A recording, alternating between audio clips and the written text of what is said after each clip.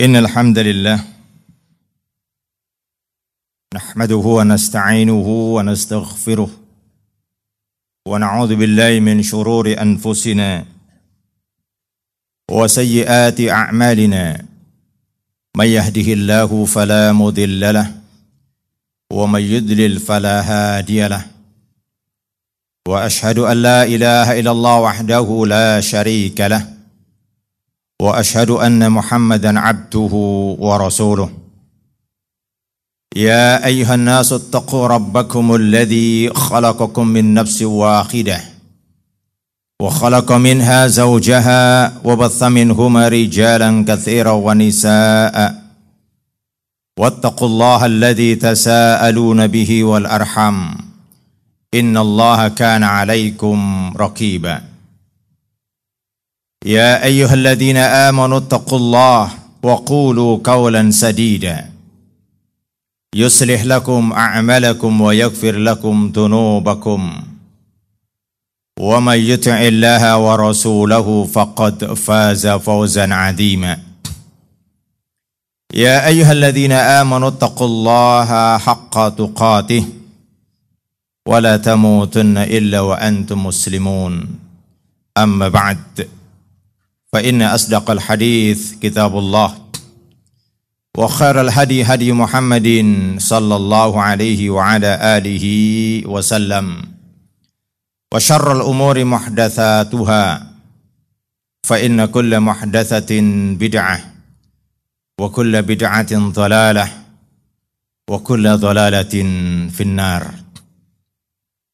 Hadirin sidang salat Jumat yang saya cintai. Dalam kehidupan seorang muslim, ada kalanya naik dan turunnya sebuah aktivitas adalah sesuatu yang naluri. Ada kalanya kita begitu mudah melakukan kebaikan. Tapi di kesempatan yang lain begitu berat kebaikan itu kita lakukan. Untuk itu menjadi sebuah keinginan mulia. Ketika seseorang menyadari bahwa ada kalanya kita berat melakukan kebaikan dan ada kalanya kita ringan melakukan keburukan. Maka di antara kebaikan adalah ketika kita memiliki keinginan untuk mempertahankan kebaikan. Sehingga ingin mempertahankan kebaikan itu kebaikan. Maka saudaraku yang dirahmati oleh Allah Subhanahu wa taala, bagaimana tidak mulia ajaran yang Allah Subhanahu wa taala jadikan sebagai ajaran yang akan menyelamatkan seseorang baik di dunia maupun di akhirat. Dikarenakan keinginan untuk mempertahankan kebaikan adalah sebuah kebaikan, maka tentunya cara dan metode itu harus kita cari dan kita gali. Dan itu tidak akan ditemukan kecuali di dalam ajaran Islam. Dan itu tidak akan didapatkan kecuali dalam ajaran Nabi yang mulia sallallahu alaihi wa ala alihi wasallam. Beruntung Allah Subhanahu wa taala jadikan kita sebagai seorang muslim. Setelah Allah Subhanahu wa taala jadikan kita sebagai muslim, Allah Subhanahu wa taala kenalkan kita dengan sunnah. Ini nikmat yang sangat besar yang mungkin hari ini kita melihat berbondong-bondong mungkin orang masuk Islam. Akan tetapi ada yang tersesat di dalam keislamannya karena tidak mempelajari agama Islam lebih dalam. Hanya dia telah bangga menjadi seorang muslim. Walaupun kita katakan ahlan wa sahlan, namun semestinya kita memiliki keinginan juga agar kebaikan yang kita rasakan dan yang kita miliki terasakan juga olehnya. Saudaraku yang saya cintai, di antara beberapa hal yang akan menghantarkan agar kita senantiasa dimudahkan untuk melakukan kebaikan atau dilanggengkan, dilestarikan dan diberikan istiqomah. Karena istiqomah sesuatu yang berat, sesuatu yang membutuhkan usaha yang maksimal, yang kita harus berusaha dengan sungguh-sungguh. Yang pertama adalah bagaimana kita meletakkan cinta Allah dan cinta Rasul-Nya di atas yang lainnya. Konsep ini sering kita dengar. Dan mungkin sebagian kita telah menghafal. Namun sesungguhnya bagi yang telah menghafal, semoga Allah Subhanahu wa taala memberikan kemudahan untuk menjadikan apa yang dihafal adalah diamalkan. Karena kemuliaan Islam setelah seorang dikaruniakan kecerdasan, kemudian Allah karuniakan kepahaman. Kecerdasan ketika tidak diberikan kepahaman, boleh jadi bukan hanya akan mendatangkan mudarat pada dirinya, tapi kepada orang lain. Al-Quran mengisahkan, disebutkan dalam surat Az-Zukhruf pada ayat yang ke-37. Walau nazzalna hadzal Qur'an ala rajulin minal qaryataini adimaini. Kenapa kalau Al-Quran itu benar, Al-Quran itu turun dari Allah Subhanahu wa taala, tidak diberikan kepada dua tokoh besar dari dua negeri, yakni Mekah dan Taif. Di Mekah ada Al-Walid bin Mughirah, seorang yang hebat, cerdas, kebaikannya dikenal oleh masyarakat ketika itu. Sementara di Taif ada seorang yang bernama Urwah bin Mas'ud, seorang yang memiliki kecerdasan, ketokohannya diakui, kekayaannya luar biasa. Tapi dengan bermodalkan kecerdasan, ketika tidak Allah karuniakan kepadanya pemahaman dalam memahami agama ini, apa yang terjadi? Al-Walid bin Mughirah sampai meninggal dunia dalam keadaan kufur. Namun Allah Subhanahu wa taala sayang kepada Urwah bin Mas'ud. Beliau masuk Islam pada tahun 8 Hijriah setelah terjadinya Fathul Mekah. Saudaraku yang dirahmati oleh Allah Subhanahu wa taala, Nabi yang mulia sallallahu alaihi wasallam mengatakan, "Salasun man kunna fihi wajada halawatal iman." 3 hal yang sekiranya Allah karuniakan kepada kita, maka kita akan merasakan betapa nikmatnya iman. Apa kata Rasulullah sallallahu alaihi wasallam? Ayyakunallahu wa rasuluhu ahabba ilaihi mimma siwahuma. Hendaklah Allah dan Rasulnya lebih dicintai daripada yang lainnya. Saudaraku yang saya cintai, untuk mencintai Allah, Allah telah memberikan garis panduannya. Untuk mencintai Rasul, Allah Subhanahu wa taala juga telah mencontohkan, telah memberitahukan. Dan Rasul adalah sebagai orang yang telah Allah Subhanahu wa taala sebutkan, laqad kana fi rasuli uswatun hasanah. Maka seorang tidak benar ketika dia mengungkapkan kecintaannya kepada Allah Subhanahu wa taala tetapi tidak mengikuti bagaimana tuntunan Nabi yang mulia sallallahu alaihi wasallam. Meskipun mungkin orang menyetujui atau bahkan mungkin orang akan mengacungkan jempol, tapi ketika itu tidak dikaitkan, tidak dianggap sebagai bentuk mencintai Allah, maka selamanya dia bukan sebagai bentuk kecintaan kepada Allah. Demikian pula mencintai Rasul. Meskipun ada orang yang mengatakan bahwa cinta tidak bisa untuk dibatasi. tapi mencintai Rasul.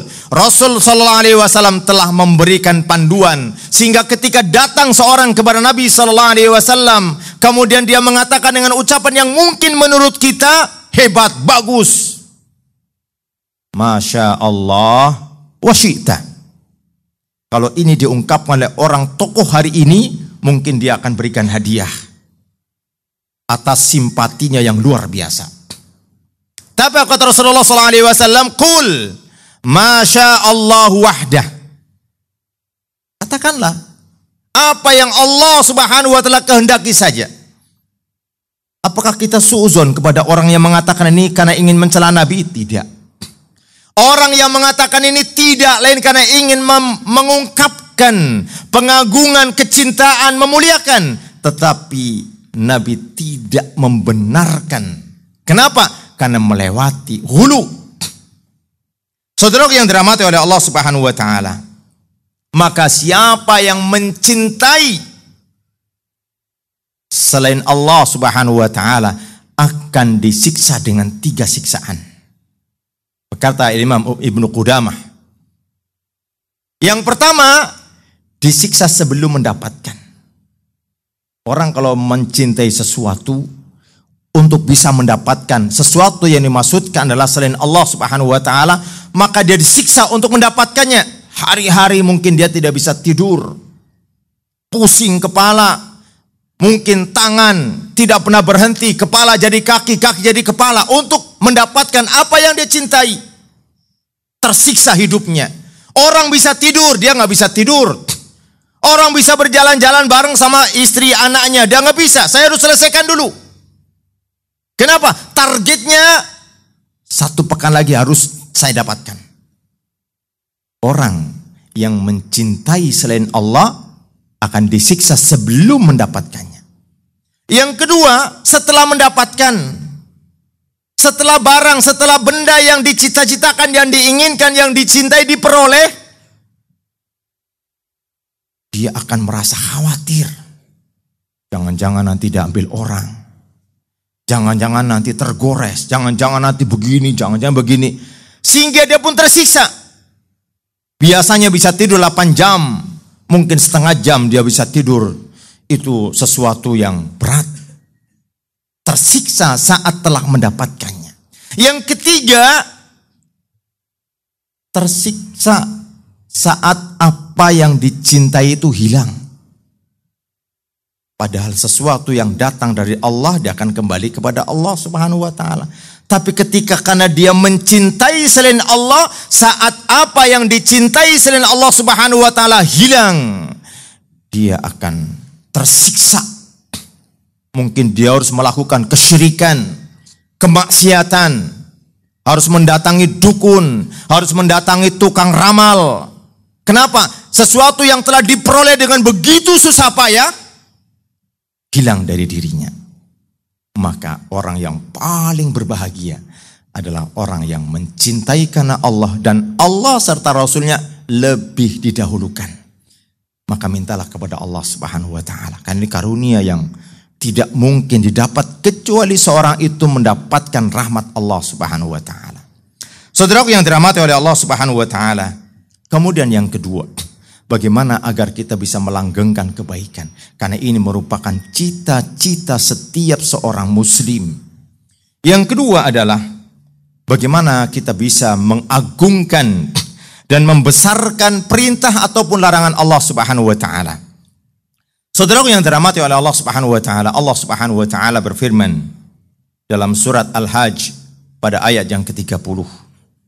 Allah Subhanahu wa taala menyebutkan, "Wa may yu'azzim hurumatillahi fahuwa khairul lahu 'inda rabbih." Barang siapa yang mengagungkan apa-apa yang dimuliakan oleh Allah Subhanahu wa taala, fahuwa khairul lahu 'inda rabbih, maka itu yang lebih baik bagi dirinya di sisi Allah Subhanahu wa taala. Saudaraku yang saya cintai, berkata Al-Imam Ibnu Qayyim dalam Zadul Ma'ad, beliau mengatakan, alamatun ta'dhimul awamiri ri'ayatun awqatiha wa syurutiha wa arkaniha. Barang siapa yang mengagungkan, atau di antara tanda-tanda orang yang mengagungkan apa yang Allah Subhanahu wa taala perintahkan atau perintah-perintah Allah Subhanahu wa taala, maka dia akan memperhatikan waktunya, rukun-rukunnya, syarat-syaratnya. Waktunya dia akan perhatikan, jangan sampai saya lewati waktunya. Jangan sampai waktunya tiba saya tidak mendapatkan kebaikan itu. Kemudian rukun-rukunnya dipenuhi. Syarat-syaratnya juga dia berusaha untuk tidak mengabaikan. Ini di antara tanda-tanda orang yang mengagungkan apa yang Allah Subhanahu wa taala muliakan. Apa yang Allah Subhanahu wa taala muliakan? Perintah dan larangan. Karena agama berputar di antara dua. Di antara perintah dan larangan. Dan orang yang melakukan perintah, kemudian meninggalkan larangan, maka disimpulkan dengan kalimat yang sangat indah. Kalimat taqwa. Kalimat taqwa. Maka saudaraku yang dirahmati oleh Allah Subhanahu wa taala, bahkan Al-Qur'an mengingatkan kita. Allah Subhanahu wa taala sebutkan dalam surat Al-Ahzab pada ayat yang ke-36. Allah Subhanahu wa taala berfirman, "Wa ma kana lil mu'minin wala mu'minatin idza qadallahu wa rasuluhu amran ay yakuna lahumul khiyaratu min amrihim." Tidak ada bagi orang mukmin laki-laki ataupun mukmin perempuan saat Allah Subhanahu wa taala menetapkan, ini memerintahkan, atau Allah Subhanahu wa taala menetapkan, ini melarang. Kemudian ada pilihan, oh saya lebih suka ini daripada yang itu. Yang itu berat saya, yang itu ringan. Padahal Allah Subhanahu wa taala telah perintahkan, atau Allah Subhanahu wa taala larang. Tapi nggak apa-apa, sesekali kok. Besok saya nggak lagi. Seolah-olah ada keluasan untuk memilih. Kalau mau saya kerjakan. Kalau tidak, kenapa? Karena saya milik saya sendiri.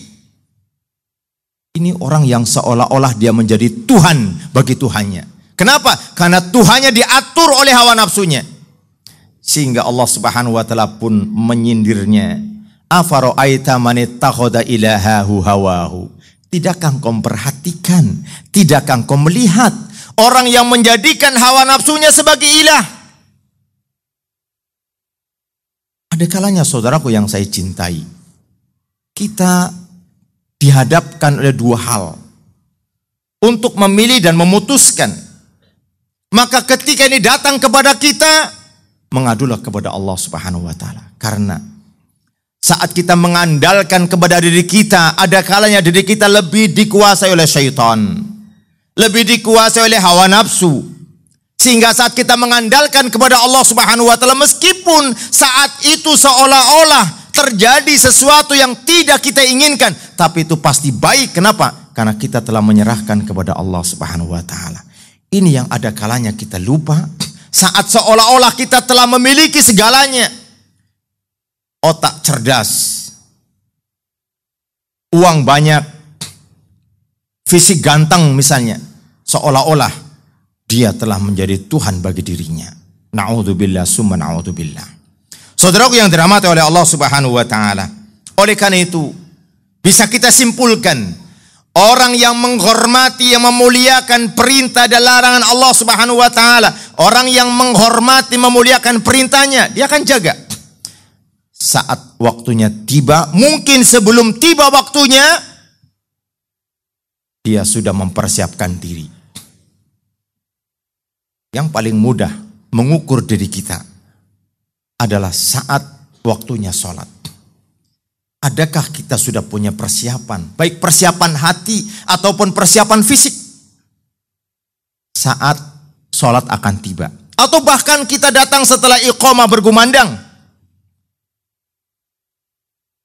Maka kata Al-Imam Ibn Rajab Al-Hambali rahimahullah ta'ala, di antara buruknya seseorang atau buruknya muamalah seorang dengan Allah Subhanahu wa taala adalah seorang menjadikan Allah setelah seluruh urusannya selesai. Menjadikan Allah atau apa yang Allah perintahkan setelah urusan dirinya selesai. Ini orang yang buruk muamalahnya dengan Allah Subhanahu wa taala. Na'udzubillah summa na'udzubillah. Kemudian juga menjaga apa-apa yang menjadi batasan bagi apa yang diperintahkan oleh Allah Subhanahu wa taala. Karena apa yang Allah perintahkan tentunya Allah memiliki batasan. Dan apa yang Allah Subhanahu wa taala bataskan untuk satu perintah, maka pasti di dalamnya ada kebaikan yang satu di antara dua. Kalau tidak dominan kebaikannya, maka dia adalah sempurna kebaikannya.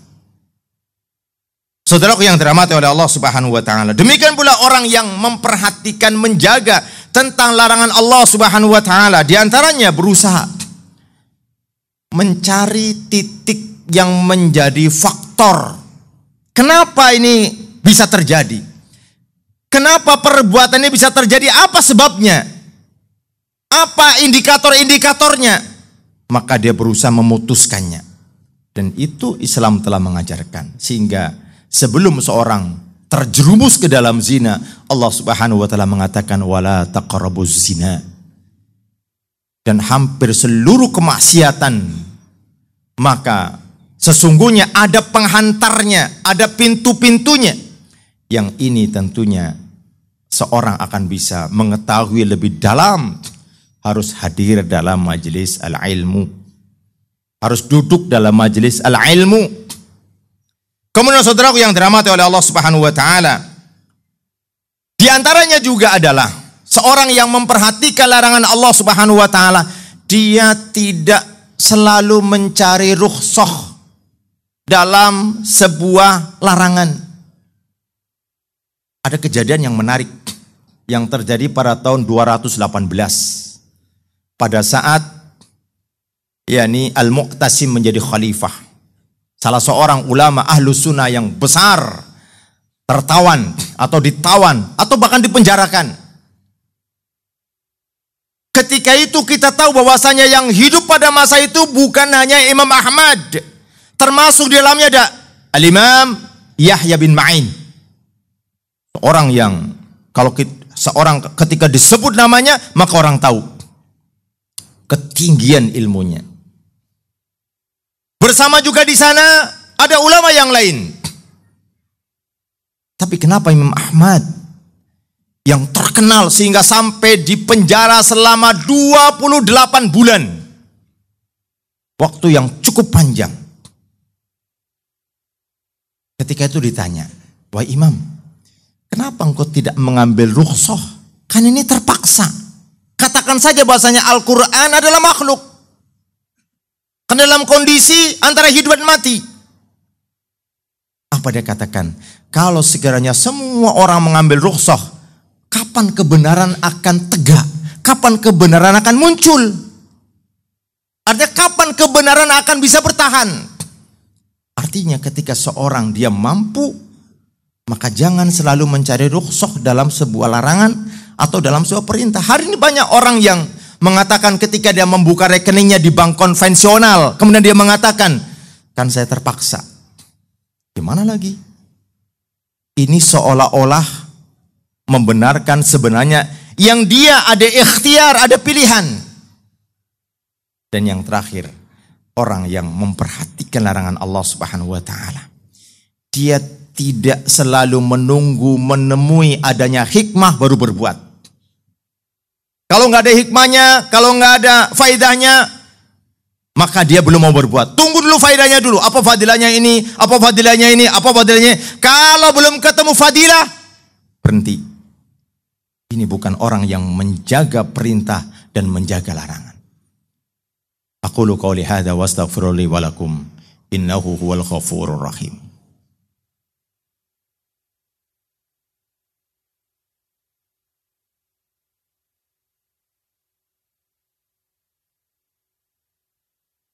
Alhamdulillah alladzi arsala rasulahu bil huda wa dinil haqq liyuzhhirahu ala dini kullih walau karihal musyrikun. Asyhadu an la ilaha illallah wahdahu la syarika lah wa asyhadu anna Muhammadan abduhu wa rasuluh. Amma ba'd. Kemudian yang terakhir, agar kita senantiasa dilanggengkan oleh Allah Subhanahu wa taala dalam melaksanakan kebaikan. Maka senantiasalah kita terus dan terus berzikir kepada Allah Subhanahu wa taala. Bahkan Allah Subhanahu wa taala menyebutkan dalam hadis qudsinya, kata Allah Subhanahu wa taala, "Ana 'inda dhanni 'abdi wa ana ma'ahu khina yadhkuruni." Aku ini sebagaimana prasangkaan hambaku kepadaku. Allah Subhanahu wa taala akan menunaikan apa yang menjadi prasangka kita. Di sini ada pelajaran besar. Jangan sekali-kali dalam hidup ini suudzon kepada Allah Subhanahu wa taala. Saat kita memiliki sebuah keinginan, tercapai atau tidak telah tertulis di Lauhil Mahfuz. Tetapi yang menjadi prinsip bagi seorang mukmin adalah husnudzon. Misal, ada di antara kita mungkin yang usianya sudah mendekati 70 tahun. Tapi belum berangkat haji. Kemudian dia mencoba.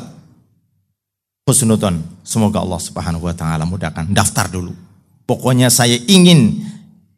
Mungkin kalau dari sisi umur, karena harus menunggu sekian tahun, seolah-olah nggak mungkin. Tetapi husnudzon kepada Allah, berapa banyak orang yang kemudian di usia yang sudah begitu senja, mungkin di usia 70, 75 tahun, Allah Subhanahu wa taala mudahkan. Dari mana itu?